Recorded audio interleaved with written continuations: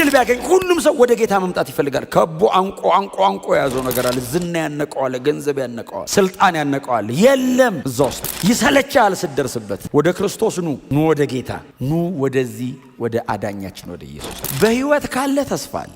ካልሞትክ ምንም ውስጡን መመለስ ወስን። ዛሬ ለመውደቅ በእግዚአብሔር ፊት ለማቅረብ ጸጋ ለመለመን አንተ እንደማትችል ለእግዚአብሔር ለመንገር ወስን። እግዚአብሔር እየቀጣ ይምርሃል። ቅጣቱ ውስጥ ራሱ ማንሳት አለው። ምህረቱ ግን ወደር የለውም እና ፈጽሜ በፊቱ እናዘዛለሁ። ይሄንን አድርጌ ተናዝዤ እግዚአብሔር ቢገለኝ ያዋጣኛል። በጣም ተስፋ በቆረጣችሁበት ጉዳይ ላይ ወደ እግዚአብሔር ተመለሱ፣ ወደ ኢየሱስ ተመለሱ፣ ወደ ልጁ ተመለሱ። እግዚአብሔር አምላክ ወዳዘጋጀው ወደዚህ የመጨረሻ መፍትሄ ወደሱ ተመለሱ። አንዳንደኛ የምንጋደልለት ነገር ኢየሱስ የናቀው ነው። ሌላ መዳኛ መንገድ የለም። ወዴትም ብንሄድ ወደ ምንም ውስጥ ብንገባ መመለስ፣ መውደቅ፣ መወሰን ተስፋ የለኝም የሚባል ነገር የለም። እግዚአብሔር ጋር አይደል እየጮኩ ያለሁት? አዎ ተስፋ አለኝ። በእግዚአብሔር ፊት አይደል እየወደኩ ያለሁት? አዎ በሚራራ በእግዚአብሔር ፊት ተስፋ አለኛ። ድሮ ይቀጣ ነበር፣ ዘንድሮም ይቀጣል። ምንም እንዳትጠራጠሩ። በጓዳው ስን ውጤቱ አደባባይ ይገኛል። ከበሮ እያስደለቃችሁ እንዳትጸልዩ። ሰቆቃወ ኤርምያስ ምዕራፍ 3 ከቁጥር 21 እስከ 28 ሆኖም ይህን አስባለሁ፣ እንግዲያስ ተስፋ አለኝ። ያልጠፋኑ ከእግዚአብሔር ታላቅ ፍቅር የተነሳ ነው። ርኅራሄው አያልቅምና ማለዳ ማለዳ አዲስ ነው፣ ታማኝነትህም ብዙ ነው። ራሴን እንዲያልኩት እግዚአብሔር እድል ፈንታዬ ነው፣ ስለዚህ ተስፋ አደርገዋል። እርሱን ተስፋ ለሚያደርጉት ለሚፈልገውም ሰው እግዚአብሔር መልካም ነው። ሰው የእግዚአብሔርን ማዳን ዝም ብሎ ተስፋ ቢያደርግ መልካም ነው። ሰው በወጣትነቱ ቀንበር ቢሸከም መልካም ነው። ብቻውን ዝም ብሎ ይቀመጥ፣ እግዚአብሔር አሸክሞታልና። የኢየሩሳሌም ከተማን መፍረስና የቤተ መቅደሱን መፈራረስ ምክንያት በማድረግ ኤርምያስ ያቀረበው ሮሮ ነው፣ ጩኸት ነው። ሙሉ ምዕራፎቹን ብታዩቸው በጣም ብዙ ምጥ፣ በጣም ብዙ ጩኸት፣ በጣም ትልልቅ የሆኑ ምዕራፍ 1 ላይ የነበረ ጩኸት፣ ምዕራፍ 2 ላይ ያለን ፍርድ ኤርምያስ ይዞ በእግዚአብሔር ፊት ይቀርብና ምዕራፍ 3 አካባቢ ደግሞ በጣም ጭላንጭል የሆነች ተስፋ ትታየዋለች። ኤርምያስ አሁን ያነበብናት በጣም በዚህ ድቅድቅ ባለ ጨለማ ውስጥ ምንም አይነት ተስፋ በማይታይበት የእግዚአብሔር ፍርድ እንደዚህ በተጠጋበት ሰዓት ላይ በጣም ትንሽ የሆነች ፍንጥቅ የምትል ላንጭል ብርሃን ነገር ኤርምያስ ይታየዋል። ምዕራፍ 4 ላይ እንደገና ቀጥሎ ማለት ነው። ምዕራፍ 4 ላይ እንደገና ምዕራፍ 5 ላይ የመጨረሻዎቹ የመጽሐፉ መዝጊያ ምዕራፍ 5 ላይ የመጨረሻ መዝጊያው ቁጥር 21 እና 22 ላይ አቤቱ መልሰን እኛም እንመለሳለን፣ ዘመናችንን እንደ ቀድሞ ዘመን አድስልን ብሎ ነው የሚዘጋው መጽሐፉ።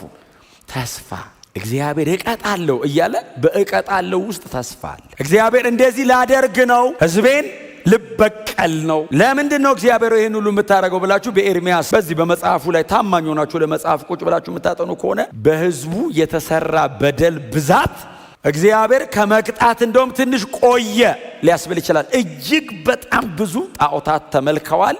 በሕዝብ መካከል በሕግ የተከለከለ አያሌ ነገር እየተደረገ ቆይቷል። በጣም ብዙ በደል፣ በጣም ብዙ ኃጢአት፣ በጣም ብዙ አመጽ በሕዝብ መካከል አለ።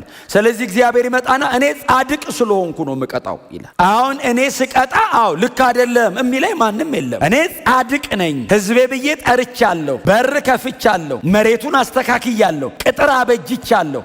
ማንም መጥቶ የፈለገውን እንዳያደርግባችሁ እጠብቃለሁ። እናንተ ግን አመጻችሁብኛል። ስለዚህ ለአመጻችሁ ምላሹ የኔ ፍርድ ነው እና እቀጣለሁ አለ እግዚአብሔር። እግዚአብሔር እቀጣለሁ እያለ ያለው ባቢሎንን አይደለም፣ አሶርን አይደለም፣ ሌሎች ነገስታት ከዚህ በኋላ የሚመጣ ግሪኮ ሮማን ኢምፓየር እሱን አይደለም። እቀጣለሁ እያለ ያለው እግዚአብሔር የቃል ኪዳኑን ሕዝብ ነው። የኔ ያለውን ሕዝብ እቀጣለሁ። ለምን? በድላችሁኛል። እና እዛ ውስጥ ግን ደግሞ የእግዚአብሔር ተስፋ አለ።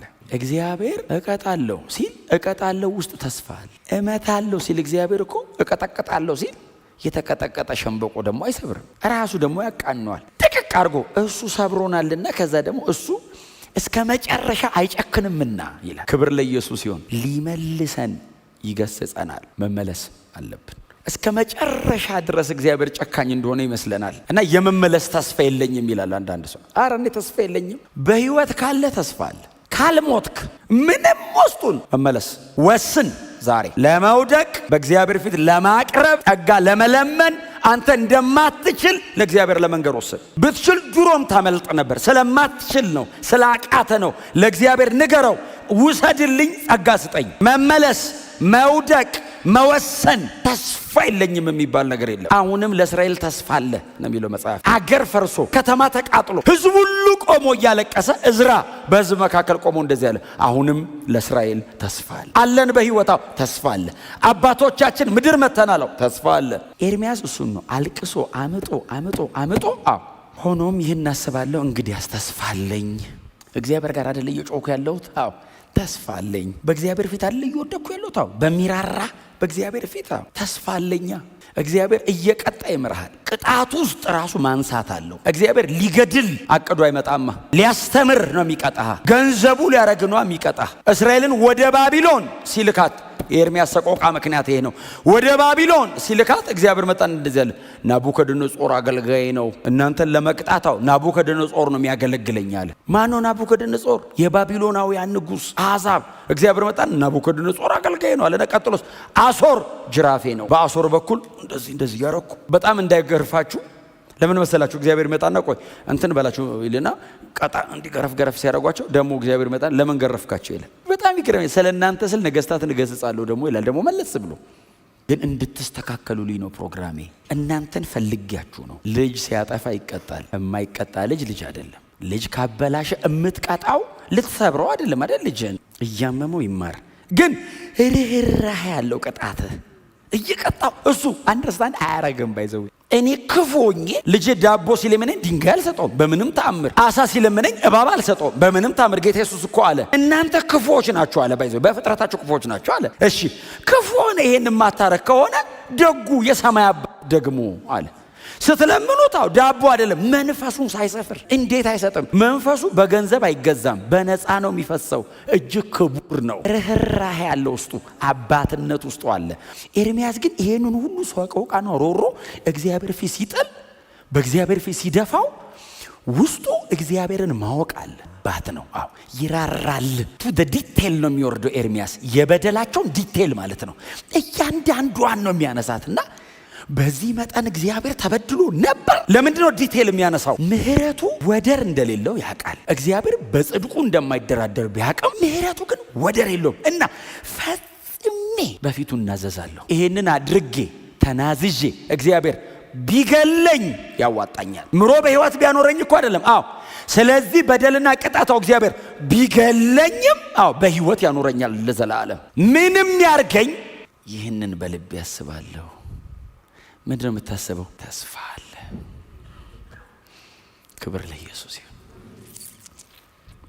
ለምንድን ነው ተስፋ የተገኘው? በሚራራ በእግዚአብሔር ፊት ለመመለስ ስለወሰነ ነው። ባዶ ሜዳ ላይ ተስፋ የለም። እግዚአብሔር ከማይጣረስ ባህሪው መካከል አንዱ ምህረቱና ጽድቁ ነው። ምህረቱና ጽድቁ አይጣረስም። እግዚአብሔር የድሮ እግዚአብሔርና የዘንድሮ የሚባል የለም። ድሮም ጻድቅ ነው፣ ዘንድሮም ጻድቅ ነው። ድሮ ይቀጣ ነበር፣ ዘንድሮም ይቀጣል። ምንም እንዳትጠራጠሩ። እግዚአብሔር ጻድቅ ነው፣ ይቀጣል። ምን ጥያቄ ነው? ለዛውም ይሄውን ያስቀጣል የሚባል ደረጃ ላይ ያለ በጣም ላይት የሚመስል ነገር ሞት አዝማምጥቶ ያውቃል። ፔናሊቲው በጣም ሲሪየስ ሆኖ ያውቃል። ግን የእግዚአብሔር ጽድቅ በእውነተኛ መመለሱ ስንሆን ምህረት አለው። ክብር ለኢየሱስ ይሁን። ማስተካከል አለብን፣ አስተካክለን መቀጠማር ቀጥ አድርገን መመለስ አለብን፣ ተመልሰን። መቼ? አሁን። መቼ? ዛሬ። ነገ ምን አትበሉ። ነገ በጣም ቢዚ ነው የኛ ነገ። እንዴ ነገ የሆነ አልቆ ቢያልቅ ዛሬ ማታስ ቢያልቅ መኖር ቢያልቅስ ዛሬ ማታ ታውት የሆነ ነገር እኮ አይደለም። መኖር ቢያልቅ በጣም ብዙ የማጠብቁት ሰው ድንገት ወደ ጌታ ሄዶ አይታችሁ ታውቁ። ክብር ለእግዚአብሔር ይሁን። ስለዚህ አሁን ወስኑ። ከ10 ዓመት በኋላ ተጸጽተ ድሮ ነበር ማድረግ የነበረብኝ ማለት የለብም። ዛሬ ነው መወሰን ያለብን። አሁን አድርገኑ ከዛ በኋላ ውጤት ላይ ፍሬ ላይ ታስታውቃለህ። መቼ ነው የወሰንከው ይለዋል። መቼ ነው እንደዚህ አይነት ህይወት ውስጥ ለመግባት የጨከንከው ሲሉ ቆየሁ። ክብር ለእግዚአብሔር ይሁን። ውሳኔን አደባባይ ማድረግ ላይጠበቅብህ ይችላል። እኔ ከዛሬ ጀምሮ ማንንም ሰው አልፈልግም ማለት አይጠበቅብህም። በጓዳ ውስን ውጤቱ አደባባይ ይገኛል። ከበሮ እያስደለቃችሁ እንዳትጸልዩ። በጣም ተስፋ በቆረጣችሁበት ጉዳይ ላይ ወደ እግዚአብሔር ተመለሱ፣ ወደ ኢየሱስ ተመለሱ፣ ወደ ልጁ ተመለሱ። እግዚአብሔር አምላክ ወደ አዘጋጀው ወደዚህ የመጨረሻ መፍትሄ ወደ እሱ ተመለሱ። ኢየሱስ ምንድነው የሚወደው? ምንድነው የማይወደው? ኢየሱስ መሬት ላይ ሲኖር በጣም ክቡር ነው ያለውና ክቡር አይደለም ያለው ምንድነው? አንዳንደኛ የምንጋደልለት ነገር ኢየሱስ የናቀው ሊያነግሱት ፈለጉ ብሎ ትቷቸው ከመካከላቸው ሄደላል። ለሱ ሰው ሆኖ መስቀል ላይ ለመሞት መጥቶ መንገስ ነውር ስለሆነ ነውር ናቀ። ነውር ነው ለሱ መንገስ ነውር ነው።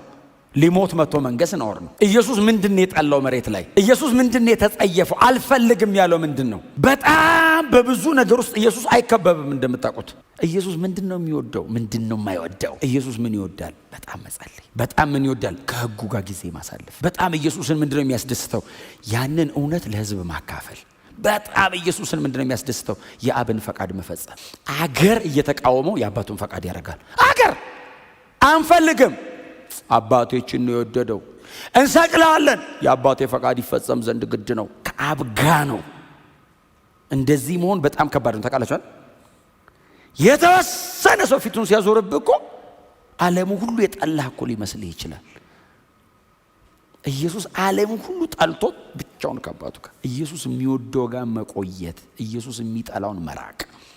ወዴት ነው የምንመለሰው? ወደ ጌታ፣ ወደ ክርስቶስ፣ ወደ ወንጌል፣ ወደ እውነት፣ ወደ ዳንበት እውነት፣ በልጅነታችን ልባችን ውስጥ ወደ ጀመረ ወደዛ ብርሃን፣ ወደዛ ነው መመለስ። ድሮ በጣም እንጸልይ ነበር ካላችሁ አሁንም መጸልይ። ይገርምሃል፣ ድሮ የነበረን ለወንጌል የነበረን ሸክም አሁንስ የት ሄደ?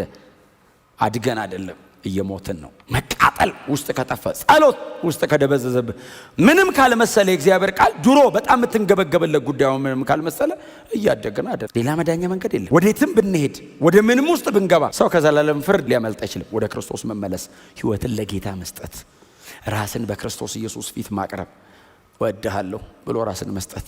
እድል ቢያገኝ ሁሉም ሰው ወደ ጌታ መምጣት ይፈልጋል። ከቦ አንቆ የያዘው ነገር አለ። ዝና ያነቀዋል፣ ገንዘብ ያነቀዋል፣ ስልጣን ያነቀዋል። የለም እዛ ውስጥ ይሰለቻል ስትደርስበት። ወደ ክርስቶስ ኑ ወደ ጌታ ኑ፣ ወደዚህ ወደ አዳኛችን ወደ ኢየሱስ። ክብር ለኢየሱስ ይሁን።